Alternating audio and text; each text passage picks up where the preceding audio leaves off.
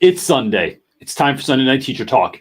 And look, it's been a long week for a lot of people, but that's why we're here. We are here to help teachers get ready for this week, and maybe like let some last minute recoup from last week too. So that's what we are. That's what we're trying to do here. So look, on the front end, before we jump into this, I want to thank everyone that came to that was a part of the back to school. That was a minute ago. The classroom management, sometimes just 101 building relationships workshop. There's so many things. I can't remember the name of all of them, but the classroom management workshop, I think it went well.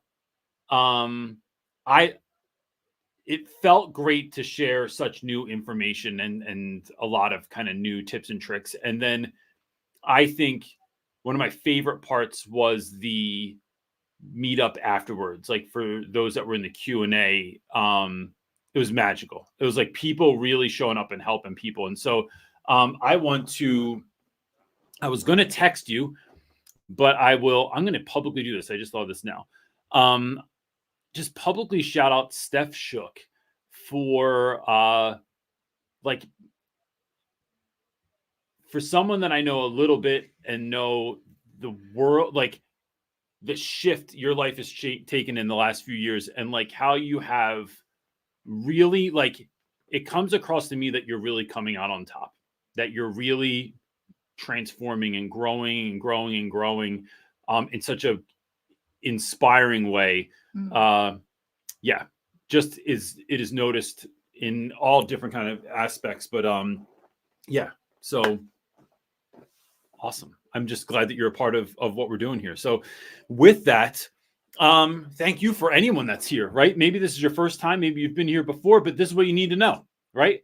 All we're doing is answering questions. You throw out a question, I'll answer a question about anything. Sometimes Not So Secret Wife chimes in, and then sometimes you're going to get other people in the chat. And this, I think this is slightly off-putting maybe to people sometimes when they're new here, where they're like, wait, why are other people speaking to this? I don't think it's off-putting. You don't think so? Great. No, I think people appreciate it. Well, I hope they do. I mean, it is. We'll never know, really. We say teaching is a communal activity, right? So like something we're doing together, and so it's not just the talking head show here. It's although that name's already taken. It's just a good name. Fix my pants because this is real. All right. So if you have a question, put a Q in front of it, or the word question would be helpful, but not necessary. And that's it. Ready to get started? I'm ready. Let's hit it. All right. Mallory is up first, asking, how do I juggle teaching during sick season with flu, RSV, strep, COVID? Our family has been sick for 2 months straight. It's a continued one. She says, I've used all my sick days and I feel like I am at my breaking point. So, all right, there's a couple sides to this. One, I just want to remind, am I in the middle of this count? Look, I'm like all the way to the end. All right, I guess that's how we're going today. Sorry.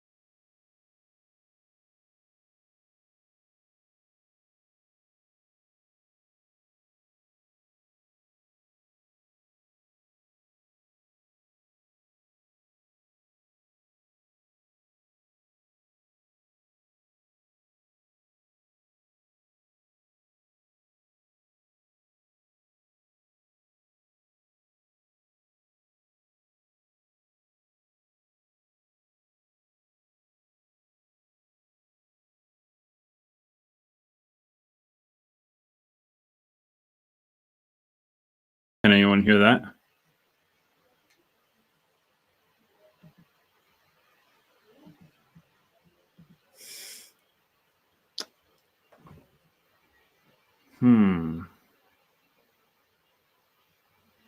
Oh yeah, they can hear us. Oh, good.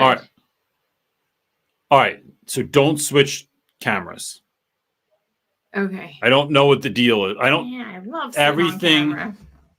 Everything is the way we usually do it. So there's a glitch somewhere. So I apologize for that. The bad part is Mallory just gave probably the best advice I've ever given in my life, and then I forgot it. I don't know what I said. No, so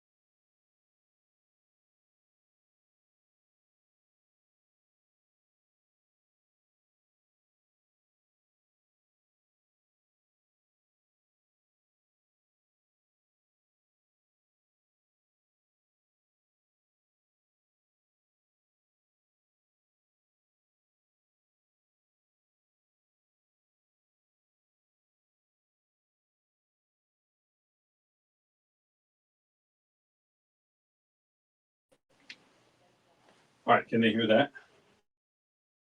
Put that one in. Why would that work? I don't know. We're gonna see. Is that working? Does that sound better? Hello, hello, hello.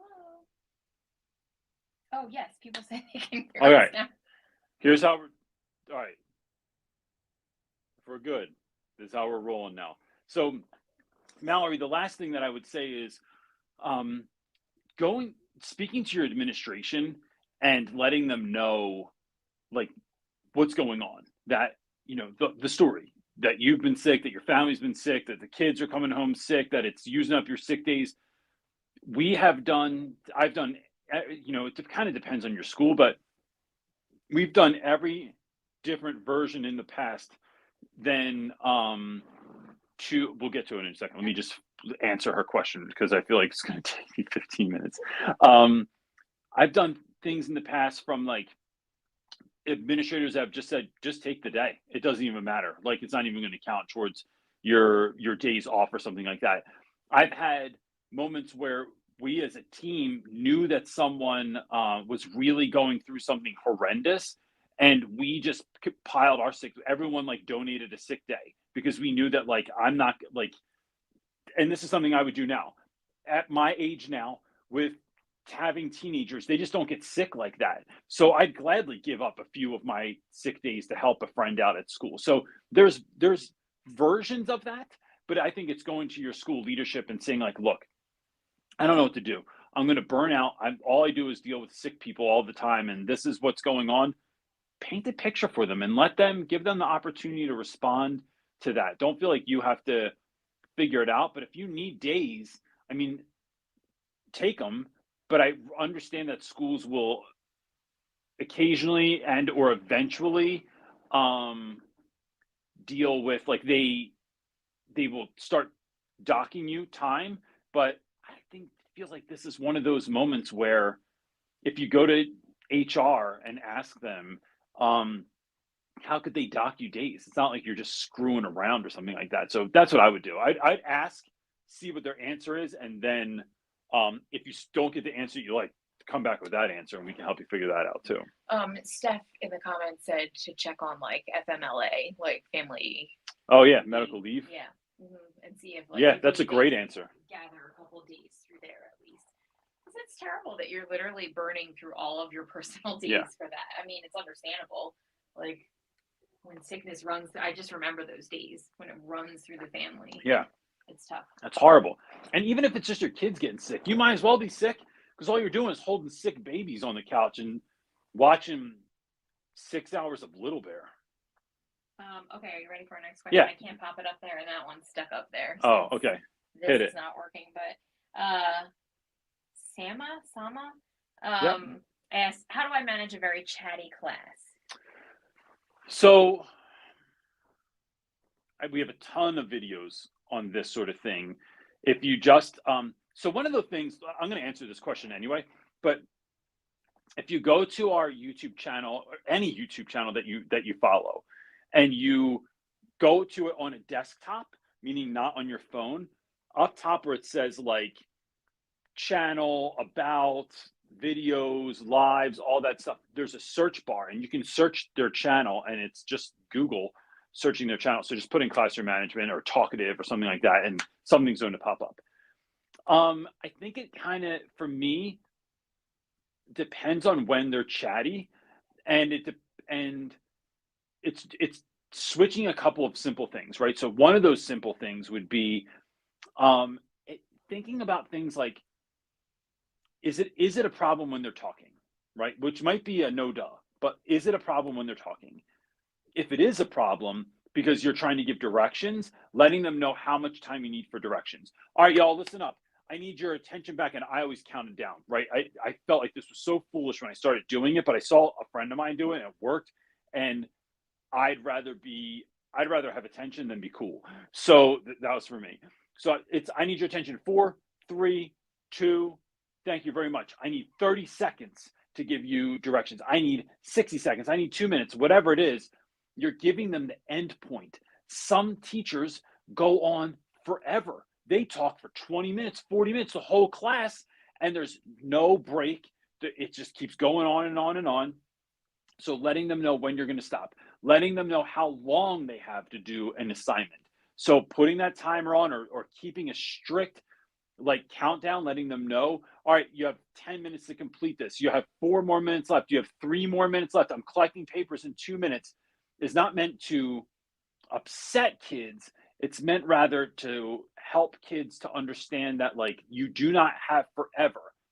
Then when that timer's up, unless a student has like some sort of IEP, or they have they were really trying and you saw it was just going to take them a few more minutes, that's different. But if someone was goofing around, now you keep it to that 10-minute mark. To when I said I'm collecting it, then you collect it, and they will learn the next time. If they freak out about it, it's just reminding them, look, I really want y'all to do the best that you can in the time that you have given.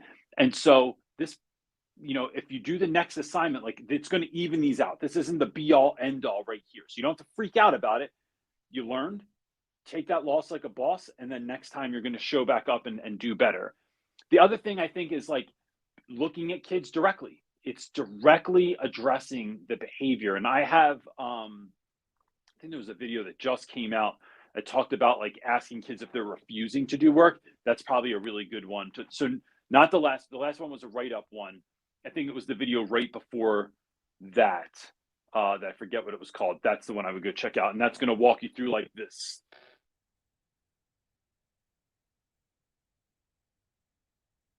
Quick question. Can I restart this? Will that mess this speed up? I don't think so. Because I don't know. I only have one way to look at comment.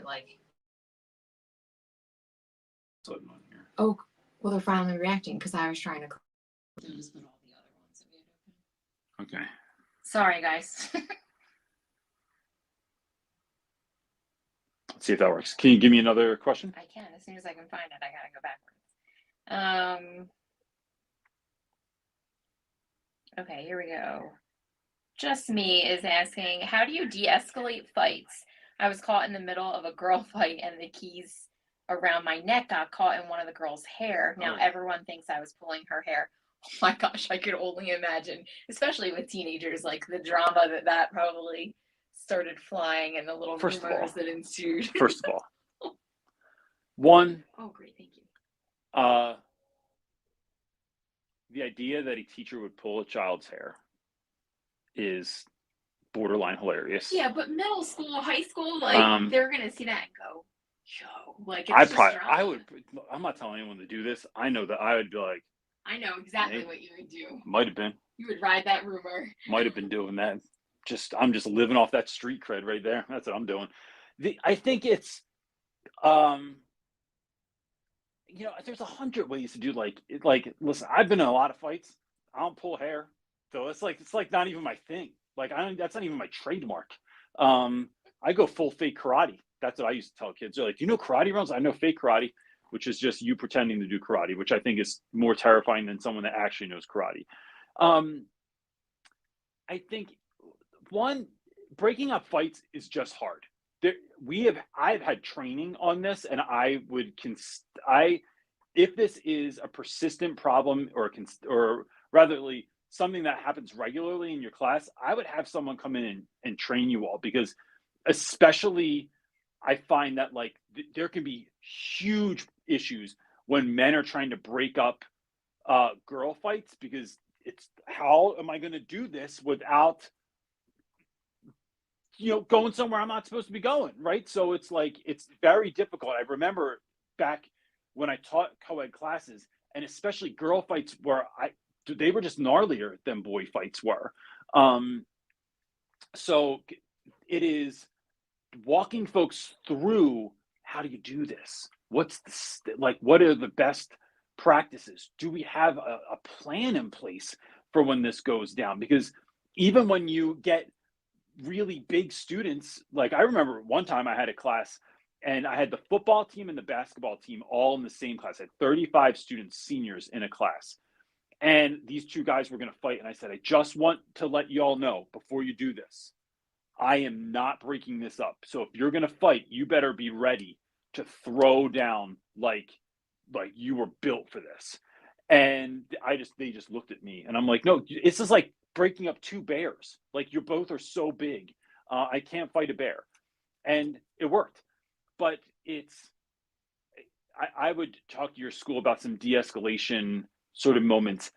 De-escalating a child that is mad at me, that looks like they want to fight me, that I can do. De-escalating fights where it's two people, because now everyone's looking at you. Now everyone's phone's out. Now this is going to show up on social media. Now there's all these other factors. And unless I fight, I look weak. And so there's all of that. And when kids get in that zone, it's almost like they have blinders onto the rest of the world. They can't see or hear anything else.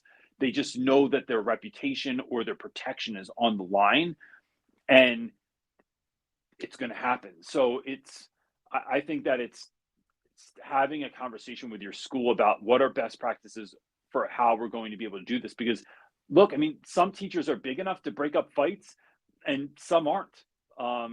And some of us just get too old. That's like, I'm not getting hurt. Like, this is like, y'all want to do this? Go for it. But I'm not putting myself in danger. I've known too many people I've gotten permanently injured from stuff like that. Like people have gotten hit with desks and had to get back surgery and neck surgery and were like really jacked up from it. So yeah. So my advice is this is an administrative call, and it's something that needs to be addressed so that the whole school, even if this is something that happens once a year, part of our job is protecting these kids, and we need to be able to sometimes be able to protect them from themselves. So like, what are we doing? What's the training? How are we working on this together? I remember when you first started at BL, students came in there and they were like double your size. Yeah. And I remember saying to you, like, what are you gonna do if they get in a fight? Like, you can't break these. Like, if it's two boys of that size, like those football players, I'm like, I don't know how successful you're going to be on that one. So first student we ever met was Omar Diawara, walked into the classroom when we were putting stuff up. Yeah, that's that day. Who was my student, who then later became my coworker, who now works in Kensington. And I tell him I'm like, bro, I remember you walked in the room. My wife was like, that is a man. No, that is not a freshman. That's a whole man that just walked in your room. I'm like, yep. Okay, all right. Your next question is, we're going backwards from PK. PK. I hope I said that right. I apologize if I did not. How do you deal with a student who has oppositional defiant disorder, so ODD? They don't do well with authority.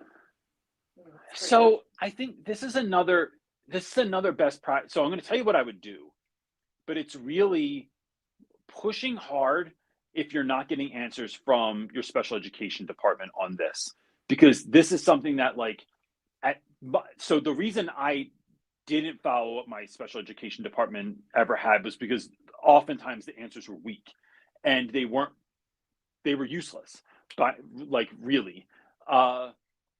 And so, because I think there has to be some real strategy around this. And I think that strategy needs to look like members of the special education department sitting down with the school psychologist or therapist, the social worker, and the student, and coming up with a cohesive plan of when this happens, when you start feeling the feelings, student, what are you going to do? What can the teacher do? What are we in a agreement with to help you through this?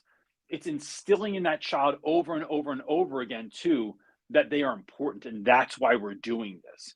So because my school never did a particularly good job of this, similar to I had a video last week, I think it's the same one I referenced earlier, but like it's like, what do you do with kicking kids out of class is what it was about. And so I'm not about removing kids from class to get them out of my hair, to give them their problems to someone else, because you don't, like, I'm not trying to keep an education from anyone. But I am certainly about removing kids from class.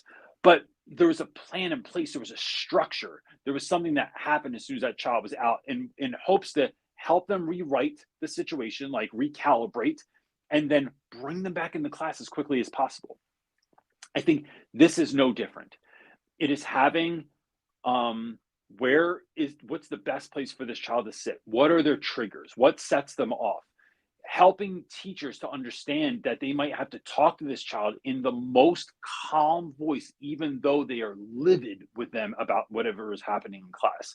So being able to use language that they're going to understand. And so it's also remembering that, kids, no one wants to be like this. It's hard.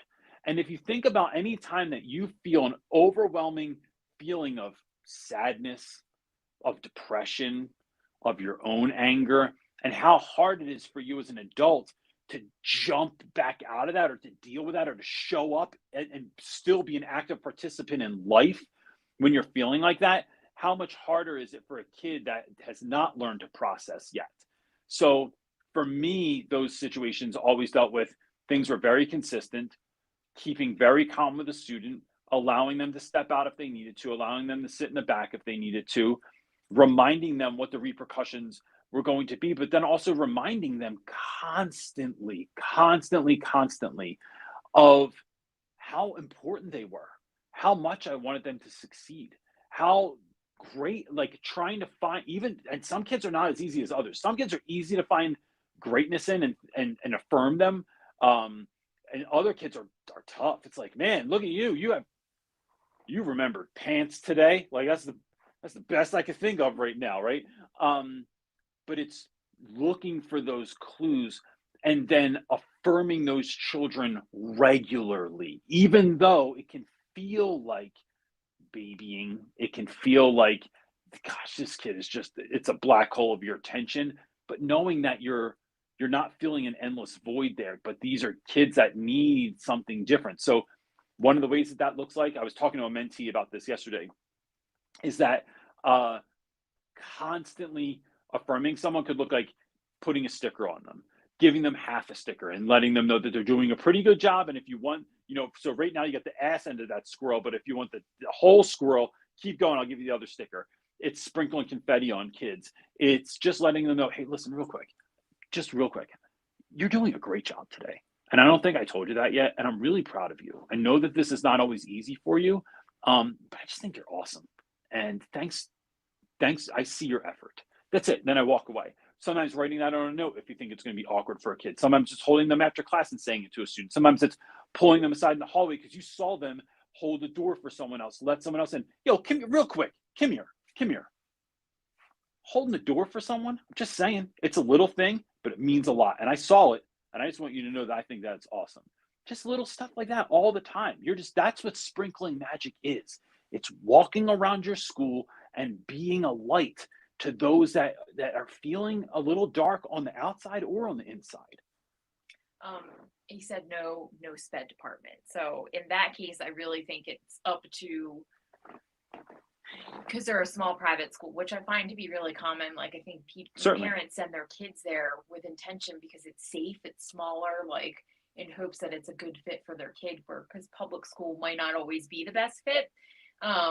But then when you lack a sped department, how do you deal with the things that these kids need? And I think you have to rally, like, it's the community, like, teaching part. It's like really like learning, whether it's the primary teacher or someone else, but learning about the disability that your student has, and then kind of sharing those articles, the information, whatever you come across as a learning tool, but sending it out to the other teachers to let them know kind of like, or even asking, I think, the parents, and say like, hey, when you got this diagnosis from your neurologist, did they give any sort of recommendation on how to handle this? Because I know our daughter got a diagnosis for, it's called CAPD, which is central auditory processing. And they gave like a ton of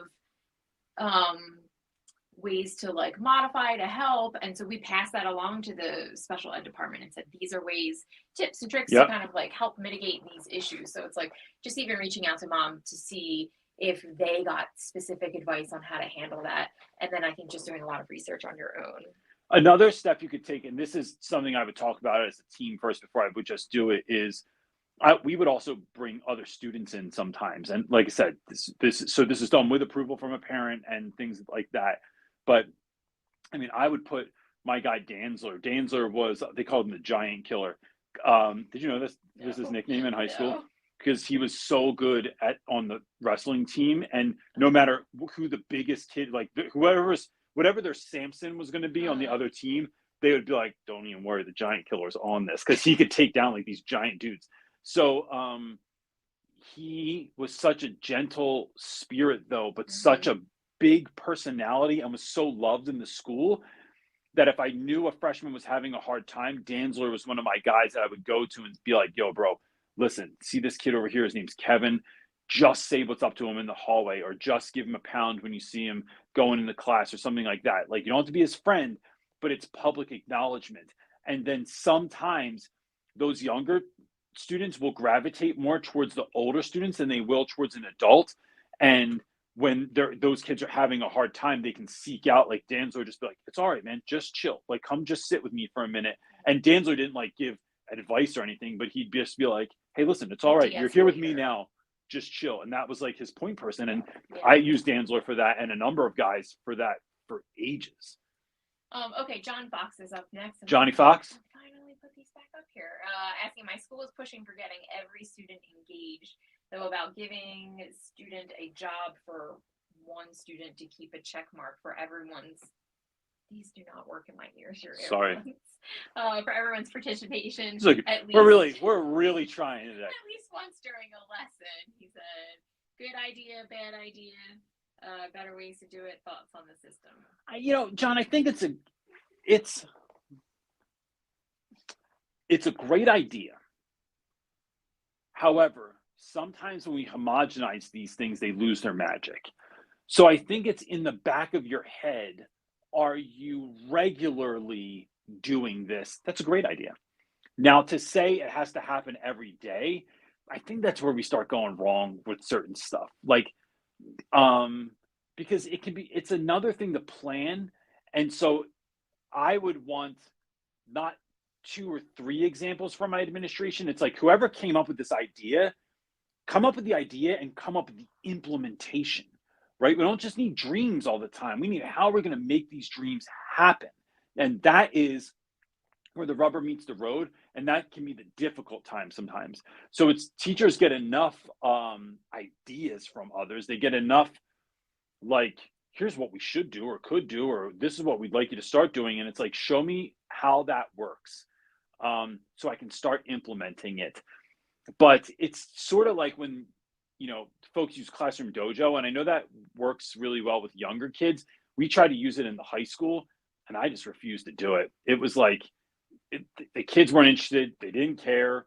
It was too hard. I don't have that ability to do that many things. So I can't be like teaching and doing classroom management and all the stuff I'm doing. Oh, and I'm putting points in on this iPad also, or on I didn't even have an iPad. I had a computer. It was like, this is too much. I can't do this. So I think it's a good idea in theory. So depending on your school, John, like my school always came up with ideas and then there was no follow through. So and people would get mad at me all the time because they'd come up with they're like, oh, every teacher has to do a portfolio. It's going to be due at the end of the year. And I remember sitting there in those meetings going, I'm not doing this. And I wouldn't do it. And everyone would be like, no, they're going to do it. They're really going to check them at the end of the year. Oh my gosh, you're going to get in so much trouble. Then I wouldn't do it. Then they never collect them at the end of the year. They never do it. And then I would just get hate because I'm like, told you it was dumb. Told you we weren't going to do it. There's too many things going on. So it's go along with it. If you can't go as hard, don't let it. Teaching's got to come first. Connecting with kids has to come first.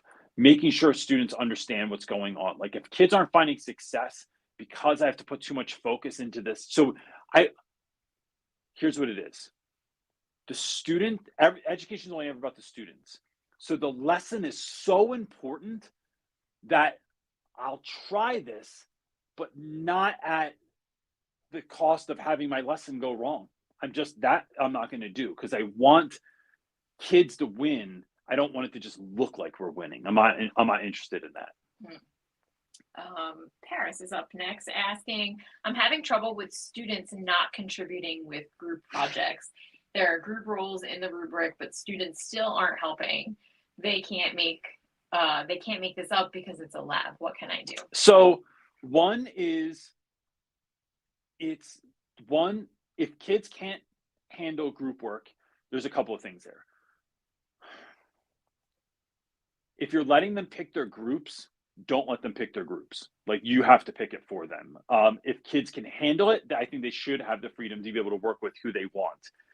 Also, don't pick kids that aren't doing anything and put them with kids that are like, oh, we picked our own group and there's 3 of us and we're working really well. And then like you throw someone in there that it's like, as a kid that like, I was that kid that always had good groups.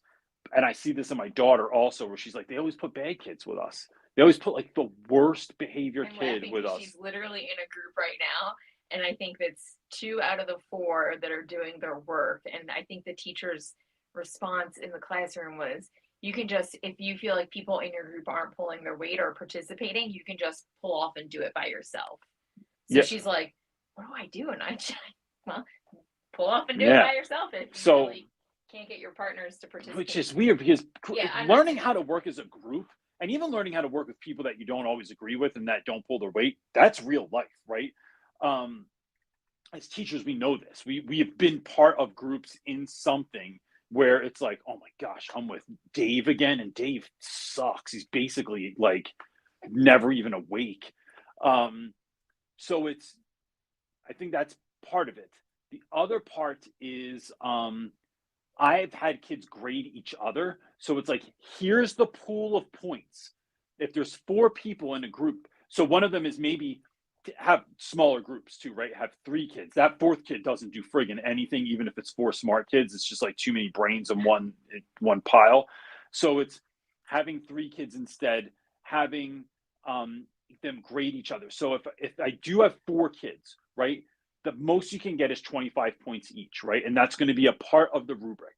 But each person anonymously figures out like how much of this percentage goes to each of the people in the group. So if someone didn't do a good job, they just get a lesser grade and they don't even know who gave them what points, right? So it's not even like a kid, like if they're shy and someone in there is like a strong personality, they don't have to like let that strong personality know that they gave them lesser points. I think it's also giving them grades more regularly. So there have been groups where, all right, this is what this is what's due today. So it's not just at the end of the week or at the end of the 3-day lab or the 2-week project. It's each day I'm giving grades, or I'm having students grade themselves. So there's a deliverable. So every time we have a project, there are so many levels to the project, because I want to make these like achievable wins that I can continue to grade as we go. So it's like maybe your basic outline, then it's your final outline, then it's your rough draft, then it's your final draft, then it's like your presentation. There's all these different levels. So making more deliverables, so you're constantly giving feedback, so that kid that's not doing anything doesn't have to wait to the end of the lab to see that their grade sucks. They see at the end of the first day, or maybe they hand stuff in the first day, and something simple. I mean, it can be really, really something easy. You know, look at your project. What's a basic deliverable that you could grade almost instantaneously, that the next day when they come in, they see, okay, where are we on day 2? And wait, why do I only have a 5%? Why am I failing so bad? Well, because this, and this. And then the other thing is, but let me paint the picture of what the good would look like today. Not just do your work, not try harder, not stop screwing around. Today, if you do this and this, your grade will go to this grade. That's it. You only have to do this and this. This is something we're going to talk about in our next workshop about it's classroom management, but through the lens of student engagement. It's called the law of least effort. And it's how to make it like the deliverables that kids have to do so small, especially for really low performing kids. It's like, how do you go from having a 5 in class to having a 40, right? That's a big jump, but you're still failing. But it's like, how do we start building momentum? How do we start scaling up? How do we start building in what's called the law of least effort, so that kids can feel like they can do it? I think that's something I would consider doing in that class as well. All right, teaching with Mr. Hayes is up next. Ahoy! I've been competing against myself to make lessons as engaging as possible. Nice. Feel like it's hard to maintain. Tips to stop that, but still make things engaging. Worry that it will backfire. So, Hayes, I think one of the things is every day doesn't have to be like the circus in your class. Not every day is the most remarkable, awesome, and crazy, insane thing. So even if you read Dave Burgess's book, Teach Like a Pirate, and even, I mean, I've had the privilege of getting to know Dave and talking to him about this. There's this disconnect where folks think that like every day that Burgess was going in the class, it was enormous amounts of effort and razzle dazzle and all the stuff, room transformations every single day. And it wasn't the case. Room transformations maybe happened once a quarter. But it was, what are small ways that we can build? It's like building in moments in your class. So I think that's part of it, really. So if I think about that, for my class, it was every day you come in and it's basically the same thing. I mean, it's the vibe, right? I'm trying to build a consistency. I'm trying to get kids to come down from being in the hallway, from being in lunch, from being at recess, from being in another class that was crazy, and just like bring that level down. So we're starting on chill. So it's being mindful of my lights, being mindful of the music that's on, being mindful of the smell, being mindful that everything's cleaned up and set up, and the kids know exactly where to go as soon as they come in. And then it's jumping right into journal entry, which is a total cerebral activity. So it's like trying to get kids to, I need them to calm so they can think, so they can execute on what we're doing. Then we started doing things like, so how do we sprinkle magic on this? We start playing music over what we were doing. So over journal entries that kids were reading, I'd play music that matched what they were doing, right? Very, very simple thing. They're still doing the same assignment. I'm dialing it up. When we read, maybe we're changing the lights. Maybe we're bringing out costume pieces. Maybe we're acting it out. Maybe part of the room is like set up as a set. But it's like these very simple shifts, because I'm not about ever really necessarily doing more. It's about doing different. And what are these small shifts? They're going to have a big change on what we're doing. And that's how I think of it. So it's something that's scalable and it's something that's repeatable. So some of those things, like, so if we're reading a book or a play, like, so if you take a book and we read it as a play, I have kids that do sound effects. And they do the same thing every day, but it never gets old. You have a computer, or I give you like a couple of things that you can make sound effects with, or you're on your desk making it sound like a horse, or you're neighing because like they heard a horn in the distance and someone's like, and it's just never gets old, right? So you're looking for moments. If there's a part in Merchant of Venice where there's this guy that has to sing a thing at the end. He's like singing while the action's going on, and they have the song in the book, and it's super lame.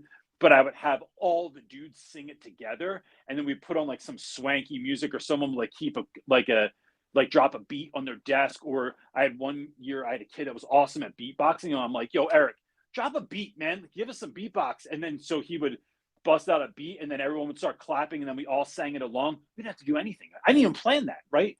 You're looking for opportunities for magic, not always planning for opportunities. This is why it's so important for you to come in being ready and having that toolbox of things you just pull out, like you're the carrot top of education. And that's which is why I have multiple boxes in my classroom labeled weird stuff, because I would see something about to happen or know it's coming up. I'd be like, oh man, I got an idea for that.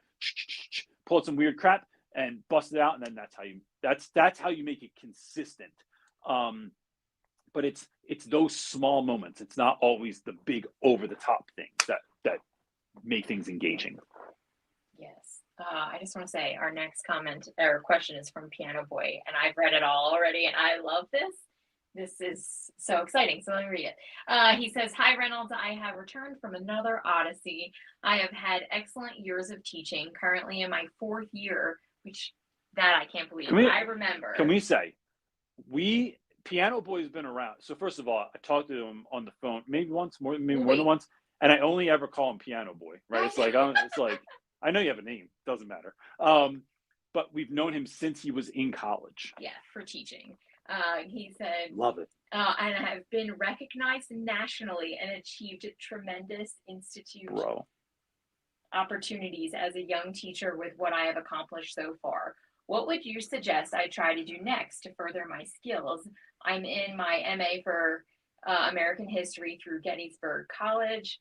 I credit a lot of my young expertise to your content. Helped me tremendously before and during student teaching and in my full-time teaching. I'm proud to be an OG subscriber. You are an OG, man. You are. That's why that little thread just makes me so happy, because I remember when he was on Sunday Night Teacher Talk all the time and did mentoring with you and did all this stuff like prior to even becoming a teacher. Yeah.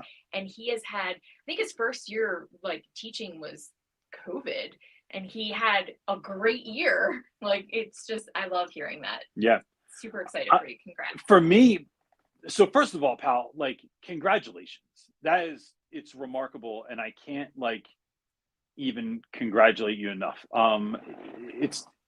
It's incredible. This is hard work to do, and you're always showing up and you're always doing it. And I just love it, man. I think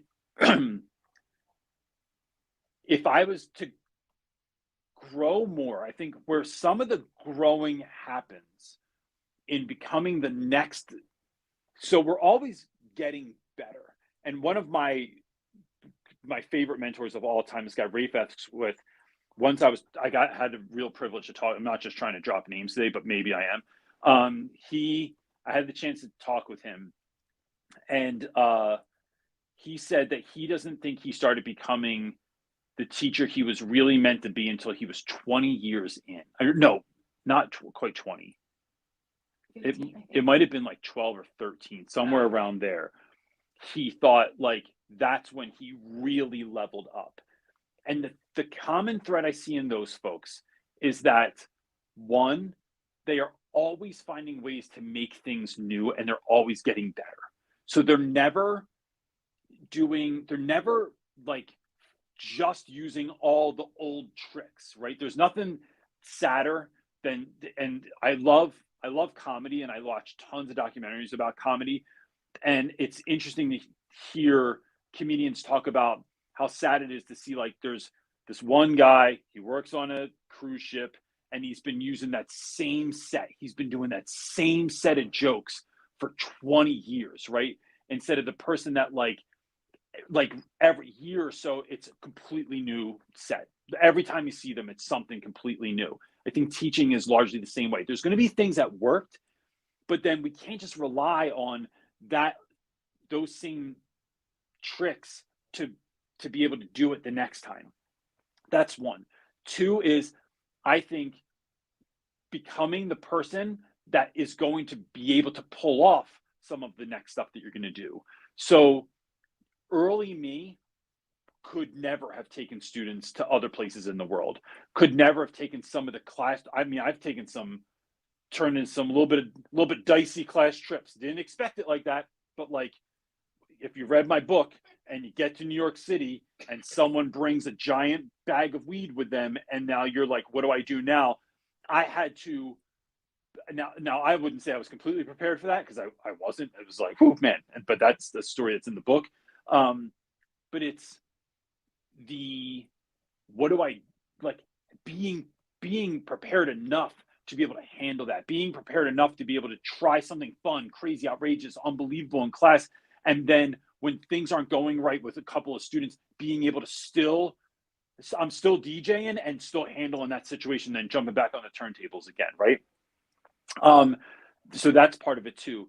And I think the other part really is learning more about learning more about how kids learn, how they grow, what's important to them. Like, learning a lot of that, the psychology of that, is just going to make you a better teacher, because I already know that you're someone that loves their subject matter.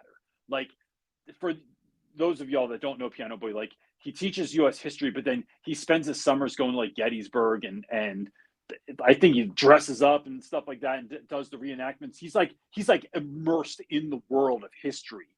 So it's learning the psychology of, how do I bring this to life, and why is that working on certain students? So then you're really impacting your classroom, because you know your kids on all different levels. All right. Well, our next question is from Sprinkle the Magic. Oh yeah, I love that name. Asking, how would you deal with a couple of students that have conversations about personal matters during instructional time and they refuse to stop? You either stop or you got to go. Like, that's so here. So this is my kicking kids out of class video, and it's my write-up video. So both of my last two videos is what I would refer you to. But in short, it is we have to remember that when we remove, and look, there's going to be people that don't agree with this, and I'd be more than willing to have the conversation. But in my experience, you have 30 kids in a class. 2 kids refuse to settle down, or they keep talking about something, whether that's, pick your poison, right? It's drug use, it's sex, it's beating people up, it's vandalism, it's whatever it is. And you won't chill. The reason you're leaving is not just because of what you're talking about. It's because you talking about this is, one, it's trying to normalize it. I'm not trying to normalize this behavior in my classroom. I think it's deplorable, and I don't think that should happen, right? And our values as a school support that. So this isn't just like Reynolds' personal values, and it's like, like, this is, you don't go against Reynolds' 10 commandments or something like that. But it's also, you're distracting others, and you're not finding success in what we're doing. So the first thing is, you're talking and not doing the work. So whatever you're talking about is almost irrelevant, because the fact of the matter is that you're not finding success, and you are distracting other students from being able to find success. 2, you're talking about stuff that's inappropriate. And although in some kids' lives, certain things are normalized, right? Like, you might have 12-year-olds that their parents talk to them about sex. They're allowed to watch any movie that they want. They're allowed to watch any TikTok that they want. They have their own phone, and Lord knows what they're looking at on there. But then there's other kids who are not there yet. They're still just kids when they're 12. And so they haven't been exposed to the level of pornography or gun violence or whatever it is that you are at least fronting that you know about. So I need to put that, like, that needs to stop also, because here's what's going to happen. You're going to have Michael comes from a family where they don't do that stuff and they don't talk about that stuff and they're not there yet. And like Michael's still playing with toys and stuff like that. Then you have another kid who's the youngest brother in a family and porn's okay, right? Or whatever that thing is okay. And then they're talking about that. Good luck when Michael's mom calls up the school, because then you're held accountable for it also. So I think it's putting those students out and letting administration know, like, we need to have a conversation around this of what is appropriate and inappropriate for the classroom and why. That's just where I would take it. It's like, if I have to remind you 3 times, it's a wrap. That's how it is in my classroom. Because I'm very straightforward with students. It's calling them out, keep them after class if you have to, if you want to do that, and you can have that conversation first. But it's finding some people to help you with that in your school and not letting we have to remember, classroom management isn't just about keeping kids under control. It's about helping students to control themselves so that everyone can do a good job, because classes are large and kids need quiet. They need time to focus, to process, to talk to their partner. And when all of a sudden over here, it's like sex, guns, and violence, it's like, oh, that's way more interesting than whatever we're reading right here. So what do y'all got going on? So those are my thoughts. All right. Kick and kicks, I think that is. That's cool. Yeah. If you had you sounded so old when you're like, oh, that's a cool one. That's nifty. Shush. If you had superpower, Reynolds, what powers would you have? I'm afraid of heights. Gosh, what superpower would I have? There's a lot that comes to mind that I go, ooh, I would want that. And then I'm like, no, I wouldn't want that. I think it's like there's stuff that would be fun, but it's like, what would be the best for you? Like, I already don't take my time enough. So if I could just work like the Flash, it would probably be detrimental to me, right? Like, that would not be a good one. I'm afraid of heights.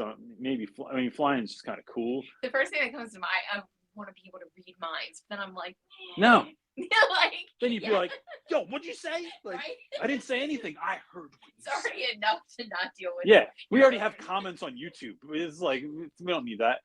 I think flying. I get places really fast. I don't pay for airline tickets. Yeah. Like, let's just pretty simple. Flying. It gets cold up there, though. You get too cold too easily. It would be a nightmare. Sweater. You'd be like, who's that? It's a lady with multiple layers. It's a bird. It's a plane. It's a laundry basket. I'm going to go. This is going to sound so cheesy. I really think I'm going to say it anyway. I think being able to really love people would be a superpower. Because if you think about that, man, that scored me some points. So I think you think of how much not being able to empathize with someone, sympathize with someone, to let things go, when you get angry about stuff, to just be able to really love people. And love people can look like tough love too, but being able to do that so effectively, it would just make your world more peaceful. So would it be as fun? Like, I'm just out here loving, like I'm a Care Bear. I don't know if that's that fun, but yeah, that I think are just like uncommon athletic ability, which I don't possess. So everyone knows that friend that, like, when we were kids and we try to ollie, and it was like, cool, Tom he would be like, oh, you're learning ollies? I just did a kickflip on the first chance, right? Like he's just naturally skilled at everything. Yeah. It seems like. Yeah. He's still like that. He is. He's ridiculous. All right. That's why his name's Cool Tom. Anyway. Is up next asking, hi, Mr. Reynolds. Is there anything that teachers can do to help teach students how to potentially regulate their emotions? I have noticed that many of our youth are quick to go from 0 to 100. Yeah. So there is a good one. I have a video with a friend of mine, Dr. Keisha, who she talks about in the video how to de-escalate, how students can de-escalate. And it's a lot of noticing what's happening in your body. We think of, like, I don't think it's 0 to 100. I think things look like 0 to 100. I think that there were So think about this, Sonia. I heard a study several years ago that said, so especially those of us, I've tried to really change this since we've been living out here in New Mexico. But in Philly, I am, we call bliss to pissed in no time, right? Why is this? Is that me? Did I do something? I think, I don't know. Who knows what's happening now? I hope everyone can still hear us. If you just joined, we have been having any number of technical issues today. So when you're driving your car, the reason that it looks like you're going from bliss to pissed in no time is that on a scale from 0 to 10, you're already at a 7 when you're driving a car, because there's so many things to pay attention to. And especially if you have kids in the back and you're talking to someone and it's how are people driving? That's why people get so irate in their cars, because they're not going from 0 to 10. They're going from 7 to 8 to 9 to 10, right? And I think that young people, what's happening at home? What's happening in your head? What's your self-talk like? Who are your friends you're hanging out with? What kind of music are you listening to? All of these things adding up. You might be coming to school and looking like a 7, like I do look like when I'm driving a car, but you cut me off and it's, bro, we're about to come to blows at the stoplight, you know? So I think it's helping kids figure out that front end stuff. But in the moment, I've found things like when you're talking to, say you're talking to a kid and they're really upset, sit down in front of them. So if you sit down, if a kid, like I was taught this by a friend of mine who worked in a juvenile detention center. Student tried to fight her, and she's like, so when they do that, I just sit down. I have a seat, whatever seat is near me, I just sit down, and kids calm down better. It is taking a breath, you, the teacher, taking a breath, squatting down next to a kid, sitting down next to a kid, and giving them 10 seconds, no matter what is going on in your classroom. And that can feel so long, but it can sometimes be just enough to help that kid catch their breath, basically. Sending kids out of the classroom, but I find that works better when they have somewhere to go, something to do, they know what's going on. It is talking to parents and finding out, like communicating with them, like what's been happening with their student, and like what do they do at home, what have other teachers done in the past, what are best ways to deal with this, because different students are going to be different. But I think it's it's starting to try to, and Dr. Keisha does this in the video, it's starting to help kids get tools in their toolbox and being prepared, right? So that when it happens, you're not just like, like it's important to know where that emotional first aid kit is. When you don't have the emotional first aid kit ready with all the things in it and something happens, you're like, where are the Band-Aids? We need gauze and hot water. For some reason in the movies they always need have that emotional self-care thing, you being calm, you interacting with that student and walking them through the process of de-escalation, because they cannot hear you. You cannot have, one of the things Dr. Keisha talks about is you cannot have a high level conversation with someone, or a rational conversation rather, with someone when they're in fight or flight. You need them to come down a few steps before you can rationalize with them. And so, yeah. All right, we'll take another one. Gian is asking, what do you think the art of having a calm, composed voice, but avoiding getting into a monotone when teaching? Any tips on avoiding that? Man, it's a good question. I will sometimes do it where, so let me say this, John. No matter where my voice is, it is completely deliberate. So if because I just have gotten to this place where, like, I don't lose my cool in class. It's very, very infrequent that I lose my cool in class, right? And when I appear to be losing my cool, I'm acting, right? When I have to be really calm, sometimes I will let students know, do not let my voice confuse you.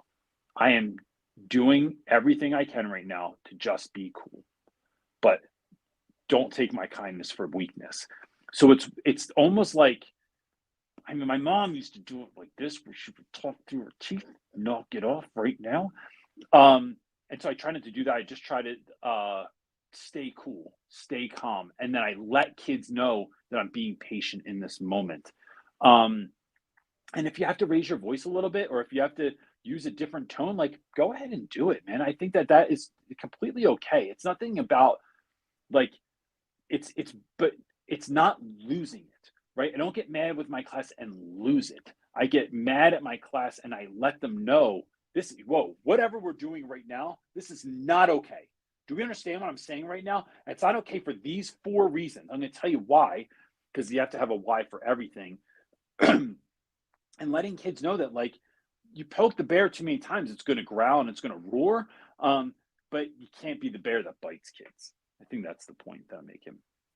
But so what if I think you're went a different direction in what Sure. he's asking? He's asking like he's trying to have like a calm, composed voice, but doesn't want to like get into the monotone kind of thing. And I like Maisha kind of answered it. She said like slight inflections of your That's what I was voice gonna is say. different than Yeah. a monotone voice. Yeah. I think you can have like a calm voice, but like having those inflections would be a way to like avoid. You're still saying calm without avoiding like Yeah. monotone. And being mindful of like, so I'll tell you what you could do. And this is super awkward, but it's a good idea anyway. One of my most favorite things about doing YouTube is I used to try and record myself teaching, and it just didn't ever work out. It sounded like garbage. So I never like there've never been videos of me teaching because my camera would have to be in the back of the class. So I'm teaching in the front and the audio was garbage. So I've used that as B-roll, but never as a video. However, in watching those back, it's fascinating to see yourself teach, to see like, man, I really don't use as much. I'm not using as much body language as I wanted to. I'm not like moving around and using up the space as much as I could. I like that wasn't when I said that it wasn't the way I wanted it to. So you are literally watching yourself and then trying to figure out like tomorrow in the first 5 minutes, how can I be more dynamic? And then practicing that. And so I think that that's cool to be able to do. And that is something that improved my practice pretty drastically. Okay. I'm going to answer another one because We got all screwed up in the yeah, beginning. and I want to say Amir is on here, and he said he can't believe that you still have that clipboard. Oh. And I think 1 week John Lopez asked, like, what's the story behind the clipboard? Amir Williams made this for me, or hey, he had it made for me. Yeah, I still have it I had it in my classroom forever, but now it's in my office.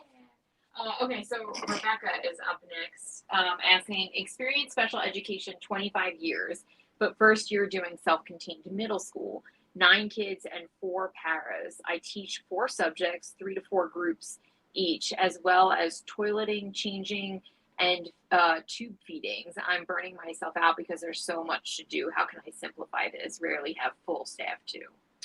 That is really hard because you're dealing with a lot of stuff. If you're in middle school and dealing with like toileting and changes and feeding tubes and like, or tube feeding, I'm not sure if it's the same thing. That's a lot. So it's like way beyond regular teacher. It is. Duties. So it should be even for a special education teacher. To me, it's like, why don't they have a nurse aide in there? I'm sure she would love that, but.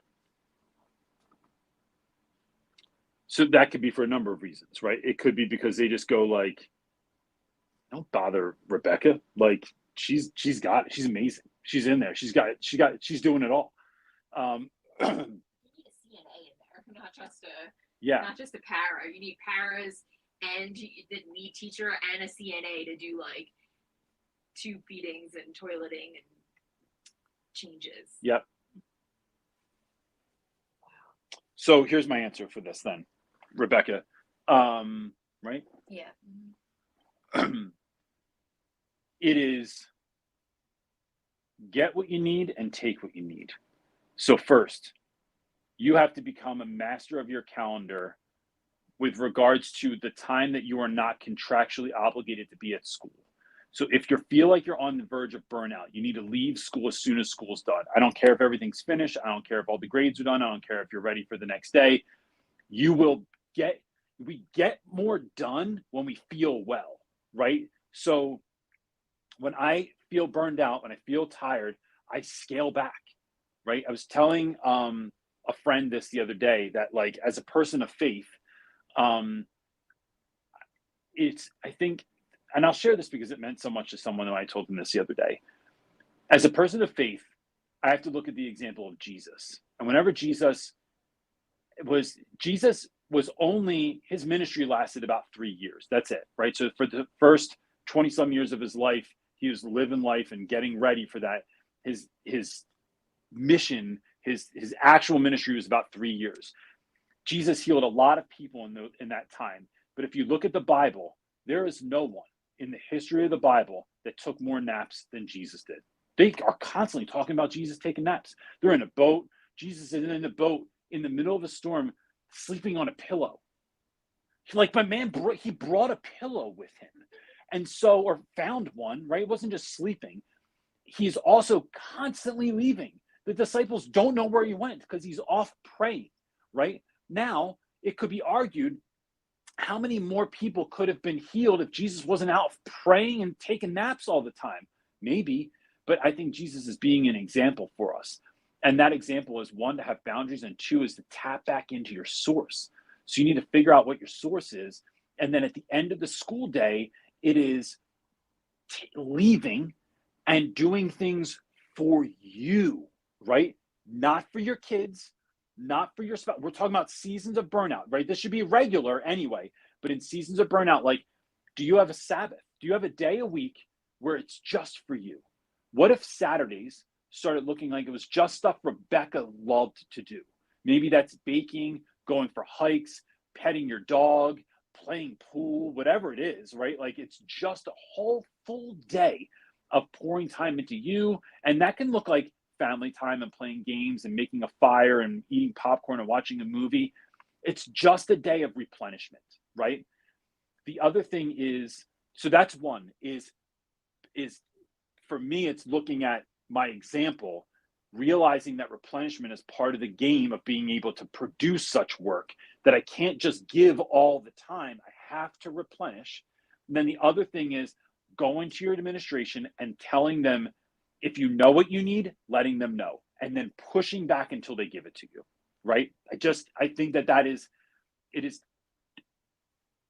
schools oftentimes give us what they'll give us, and then they expect us to just take what we're given. And I'm not trying to take what I'm given. I'm trying to take what kids need, right? So it's not just about me, but if I know kids are getting a lesser version of me because there's too many things to do, kids are getting a lesser version of class because I am pulled to doing things that, like, I would imagine doing a changing or a feeding or something like that is pulling away from the educational experience of these other students. But if we had someone here to do that, it would allow me to do all this other stuff, right?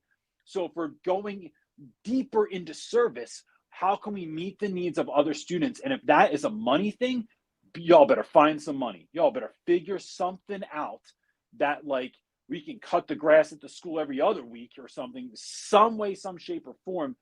But this is what is needed. It is not a wish list. It's not what I'd like to have.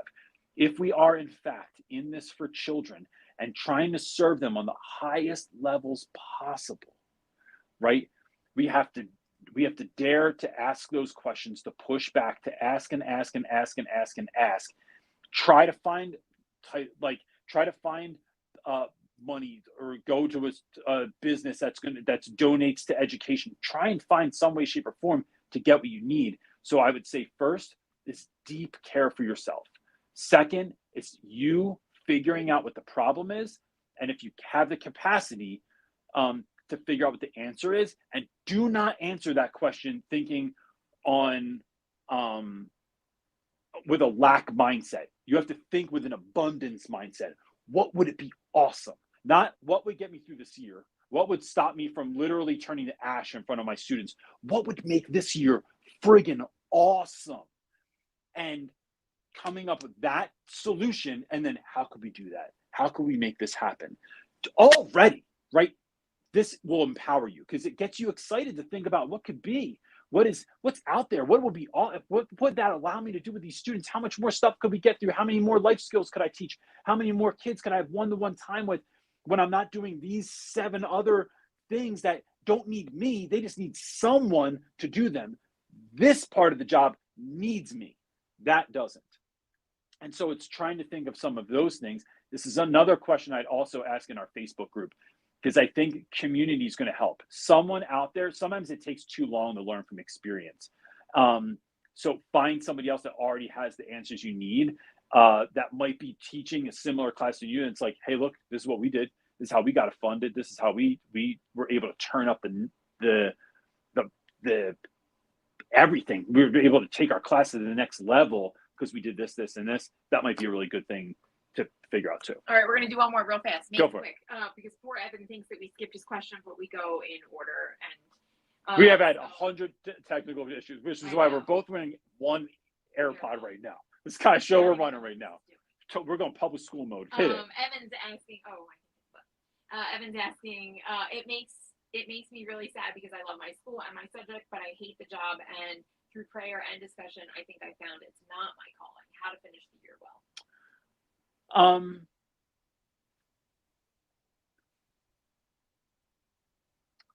So since it's a question of faith, Evan, I think I'm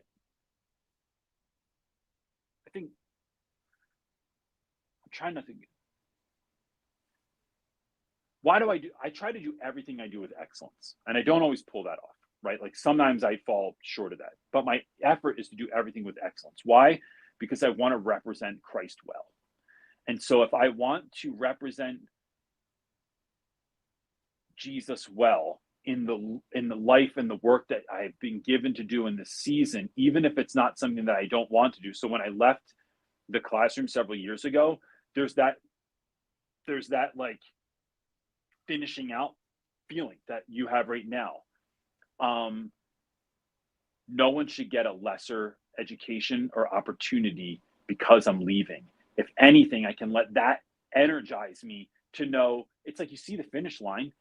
So push through, do the best job that you can, give those kids the best possible, like, because too many teachers don't do that. Too many teachers like, yo, I put in my 2 weeks, or I'm out at the end of the year. Screw it, man. I'm not doing this. And instead, I wanted to turn it up, and I tried to make it the most awesome I could because I knew I was going on to something else, even though I was tired. Because you don't, especially as a person of faith, you know that it's not just the food you eat and the sleep you're getting and the stuff you're doing that's going to energize you, right? Like you can, no, we're going to go straight Bible here. You pray for that Holy Spirit to intercede and to fill you up and to give you that energy that you need, to give you the ideas that you need, to give you that extra capacity and love and availability for those students to show up to be the best version of yourself that you can be, because we want to represent Christ well in everything. And that requires us to do, I think, enter into everything we're doing with excellence, whether it's only something that's for a very short season or something that's for an extended season. So I just want Pastor Reynolds there at the end there. All right, well, we can end there, I think. Cool. Well, look, gang, you're gonna get we're doing another workshop. We're really trying to help people as much as humanly possible. And the way that we're trying to do that is by doing workshops. So there's gonna be another workshop on the landing page is not out, so the sales page is not out yet. Still $39. We're trying to price it for teachers. If you cannot afford that, and I've been there, right? No shame in that game. You email us, DM us, message us on Facebook. Email is the best way to get it because Romina's going to get it right to me. But it is, you can have it for free. I'm not trying to, like, if I've been there, feel like your classroom's melting down and you need help, reach out, let us know. Otherwise, it's only $39. So that's the case. So that'll be happening on February 29th. And that's it. And that's going to be classroom management through the lens of student engagement. And again, I am going at this in a way that I've never gone at this before. And it's, I hope that it's fantastic. So that's it, gang. We'll see you next week. Make sure you hit that like button if you didn't do it, and hit the subscribe and all the other stuff, and share this with somebody if they need it. really love you guys, and I really mean that. And thanks so much for all the great work that you're doing and for being awesome people. See you next week, gang. Peace.